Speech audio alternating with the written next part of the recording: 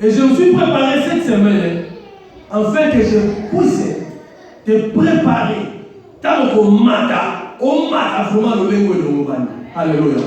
Et non pourquoi alléluia mon lobby, t'aimes n'a pas parler le on a intitulé à mot Rehoboth. Le va Rehoboth. Le va les sous Rehoboth. Rehoboth ça veut dire une vie restaurée. Oh non le balelo. Alléluia. Na nini tango baloteya. Tango nous sommes dans le Rehoboth, nous sommes ça une vie restaurée. Rehoboth. Une vie restaurée. Na nini nous sommes dans le bon Albert, on se commet à on se dit la vie à Sika. Garde vraiment au tel côté une vie restaurée. Alléluia. Rehoboth. Une vie restaurée. Alléluia. Bien aimé, nous allons parler sur Rehoboth. Et je voulais dire à quelqu'un cet après-midi que Nzamba Lola a commis sa mission. Yo aux assemblables n'a moto à sa pembe na yote. Alléluia. Bien mais je voulais dire à quelqu'un que ta vie n'est pas semblable à celui qui est à côté de toi. Ta vie n'est pas semblable à ton voisin et à ta voisine ou à ta voisine. Alléluia. Nzamba Lola a sa moko na biso na lolenge na ye. Alléluia. Ta vie n'est pas semblable à celui qui est à côté de toi. Neka nzamba sala biso, bilongi na biso ekesana. Banzoto na biso ekesana. Ngana na taille S. Nzoto mikie. Au moins la passé blancha taille L. Au moins papa peut tout ce taille LX. Donc neka ça papa doit lever la taille na. Neka nzamba kesana biso. Donc neka pas kesana neka ko ya opambo la biso. Alléluia.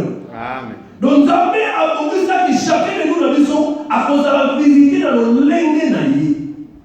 Alléluia. Et les autres sont là, réoboté. Zoa Bible là yo, tout le temps là on a commis dans Nzambe. Alors c'est là les moments où nous sommes lecture na.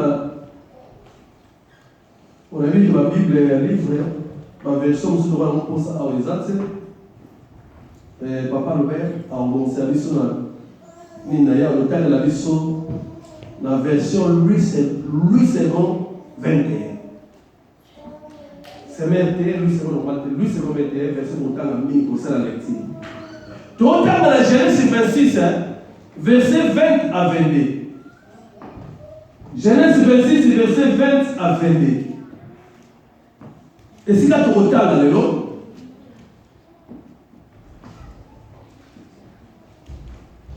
Alléluia. Donc c'est là le contexte sur le ligne de l'émotion dans l'introduction.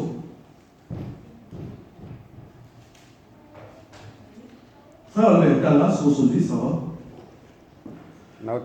Genèse chapitre 22, tout le monde se met debout, s'il vous plaît.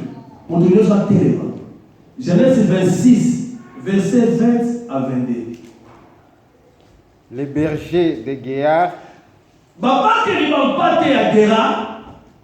quéraient les bergers d'Isaac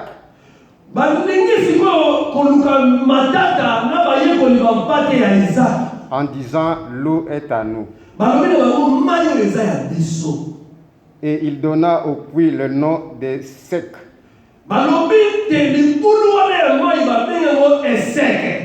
Parce qu'ils étaient disputés avec lui. Ses serviteurs creusèrent un autre puits au sujet duquel on chercha aussi une querelle.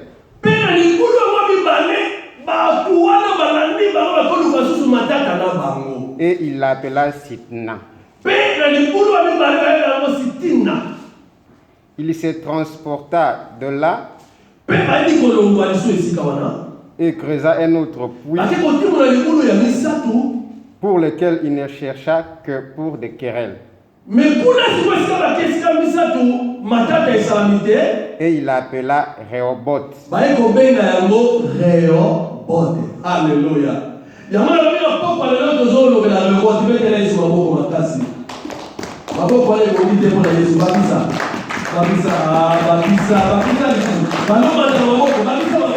Alléluia, alléluia.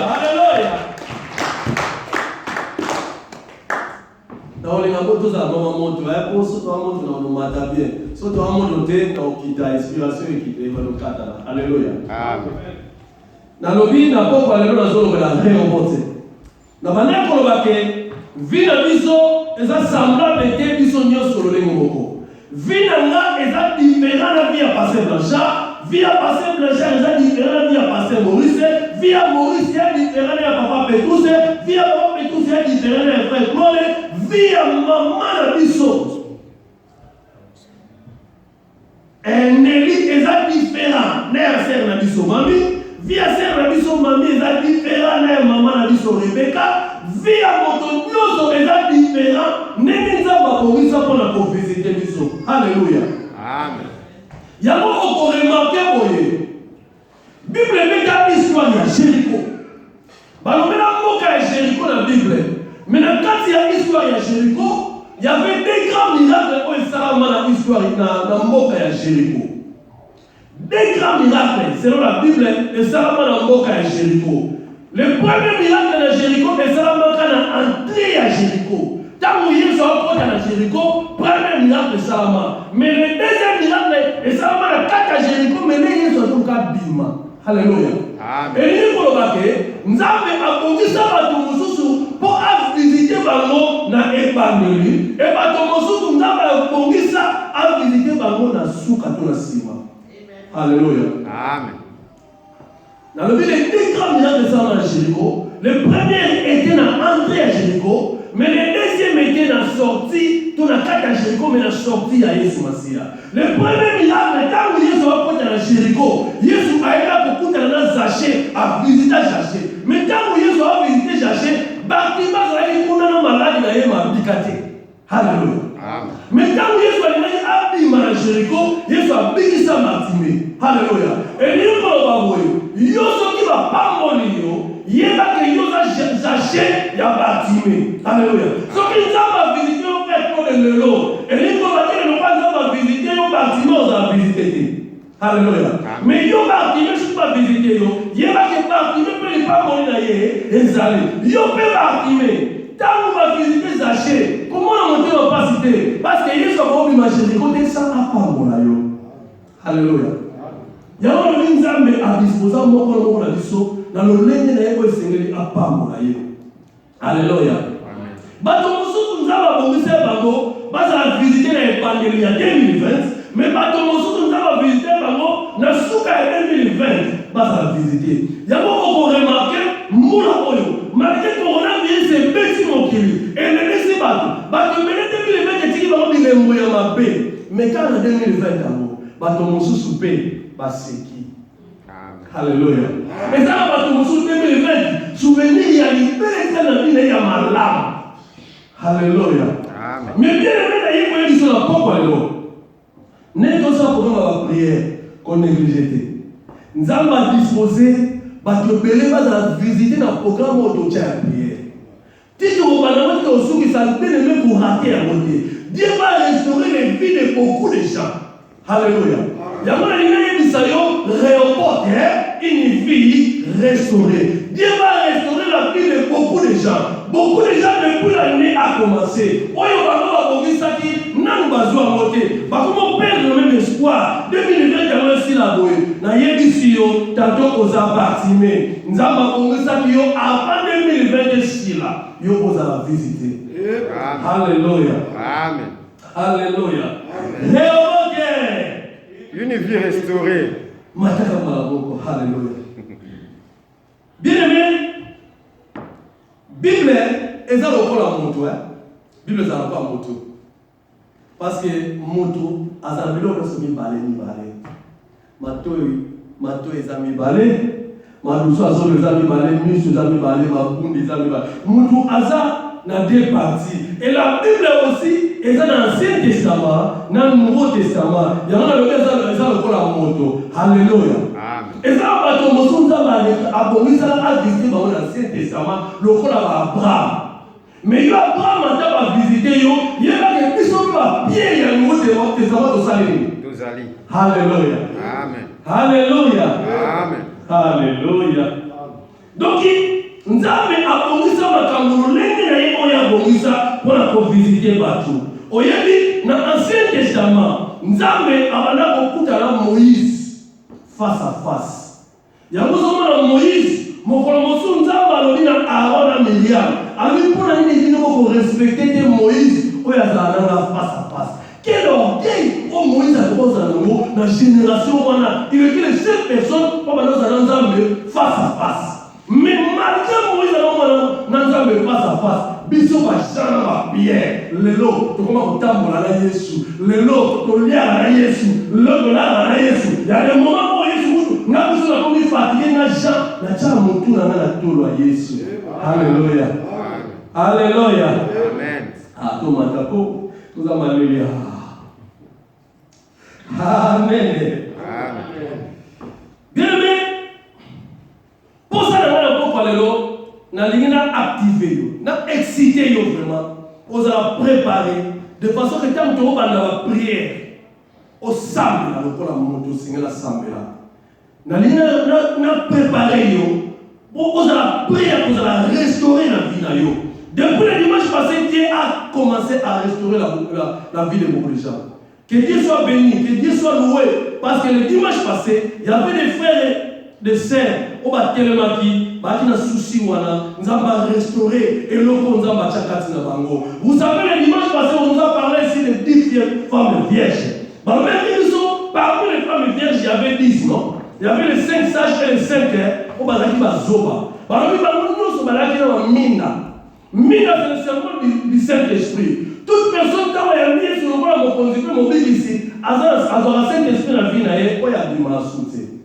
Mais malheur année, que bato mosusu balaki baza na mwenda, bafuta ezati. Beaucoup de gens Saint-Esprit a dit mais ça là. Ah ça a fait longtemps. Ma foute est si là. Alléluia.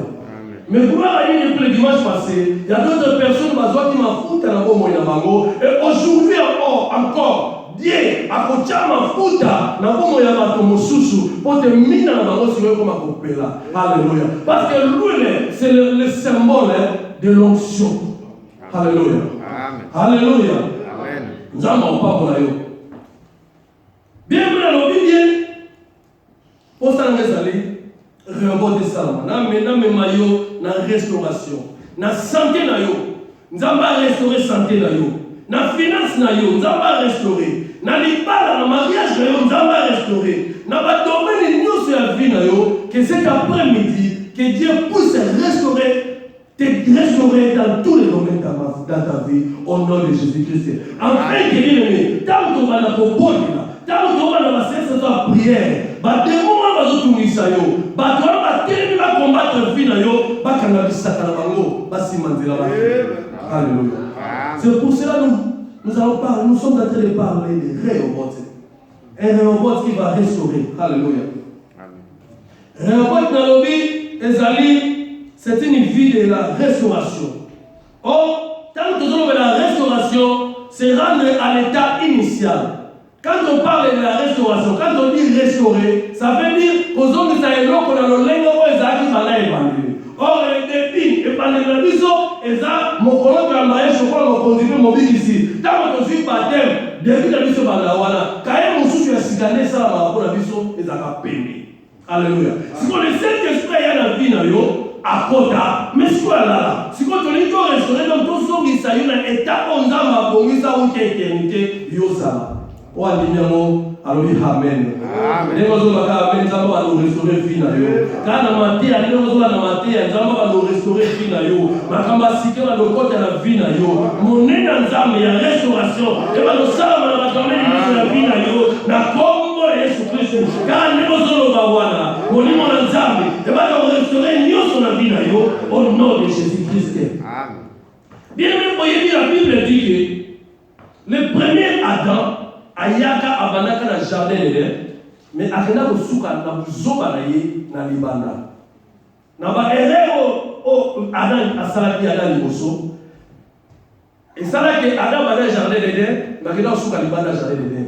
Or Jésus-Christ qui est le second Adam, abanda libanda mais asuka na jardin d'Éden. Alléluia. Parce que l'objectif de Jésus-Christ était de nous rencontrer. Et si là vous avez dans l'Ibanda, dans vos kaouki, dans vos zanga, dans vos kelela, dans vos faiblesses, dans vos humiliations, pour amener ma vie sur le cas qui a jardin, et si vous avez c'est à lui, et si vous avez mis qui n'a mis le tanga. Alléluia. Jésus a dans l'Ibanda sur le jardin. Alléluia. Il y a un remarqué, on dit, au moment que mon collègue se voici avant Amata, là, à côté de la base, Babenga est jardinier. Alléluia.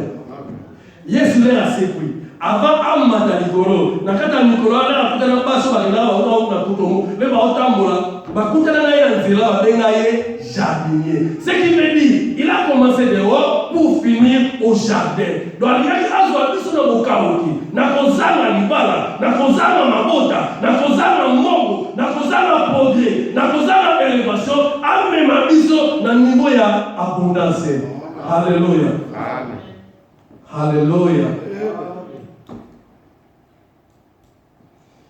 Il y a un exemple à remettre dans l'état initial. Et si dans la position où on a bongi ça, pour y ça. Bien mettre on dit qu'on dans le livre de Genèse. Histoire qu'on l'oublie là, ils ont un livre de Genèse. Or, Genèse, ça veut dire commencement. Genèse, ça veut dire commencement. Alléluia. Donc, ce qui veut dire que les lots, ce qu'on a dit, quand on est au théâtre, nzamba azobana na masika na vie na yo lelo na kombo na Yesu Kristo. Donc ce que vous avez kondima quand nous va amen quand nous yoka boye nzamba no sala makambo mine na vie na kombo na Yesu.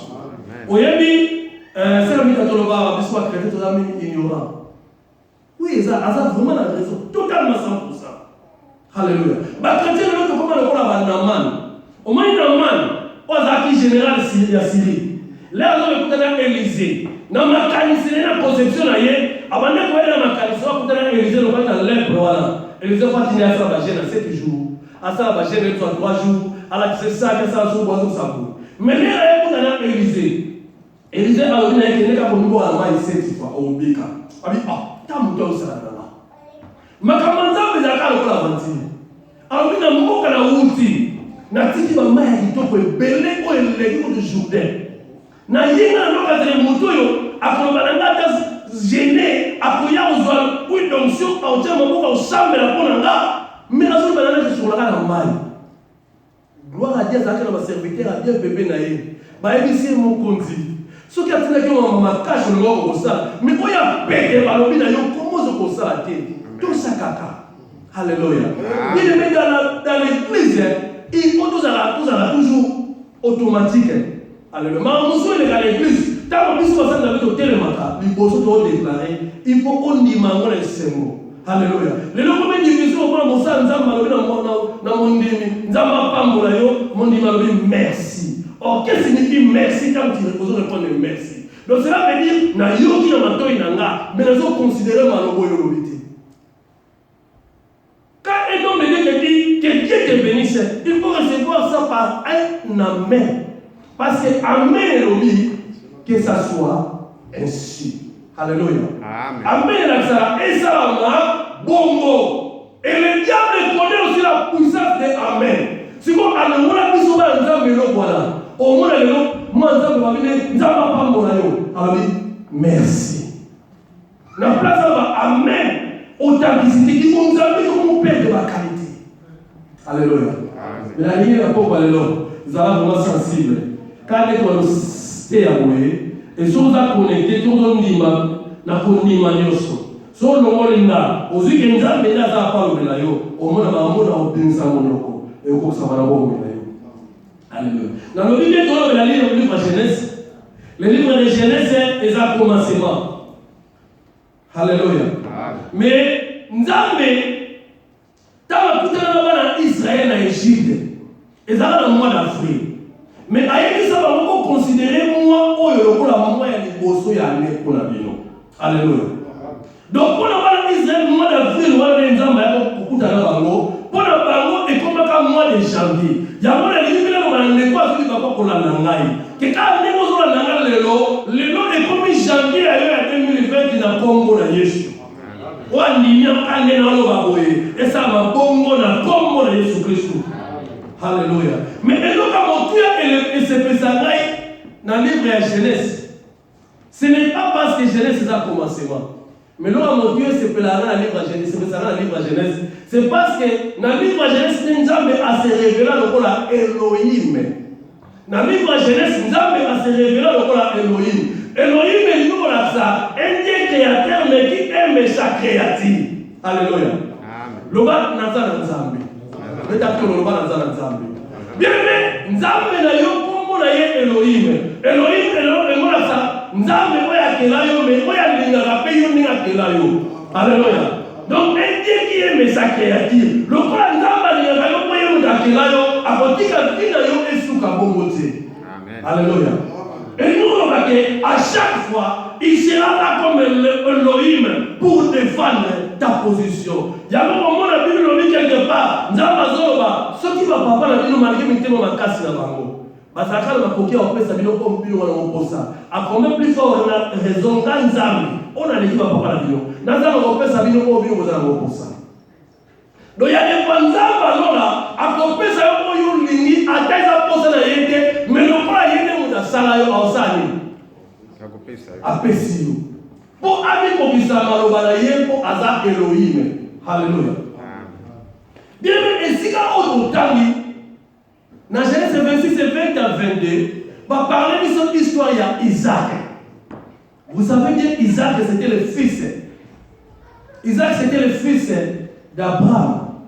Isaac a dit Abraham, Abraham a voté la vieillesse. Mais écoutez-moi bien. Abraham a voté 8 enfants. Le premier enfant était Ismaël, que Abraham a voté à Agar. Le deuxième enfant était Isaac, moi, a voté qui na volonté de Nzambe. On a appelé ça un cadeau, on a dit promesse, c'était Isaac. Mais après Isaac, après la mort de Sarah, Abraham a dit la moisson avec la Ketura, a voté les soubas à 6. La totalité a voté à 8. Mais parmi tous ces enfants, moi, Abraham a dit mini, c'était Isaac. Parce que Isaac a dit moi, non, vraiment, Nzambe est Moutassani. A Pesaï. Alléluia. Il y a pourquoi les Nzambe a Pesaï. Oya bongisa pour la vie d'ailleurs, na kombo na Yesu Kristo. Alors on a l'histoire de Isaac. Bah mettez l'histoire de Isaac. Isaac est mort d'Abraham. Et comment on a terminé Isaac Isaac n'a pas parlé. Force à Isaac.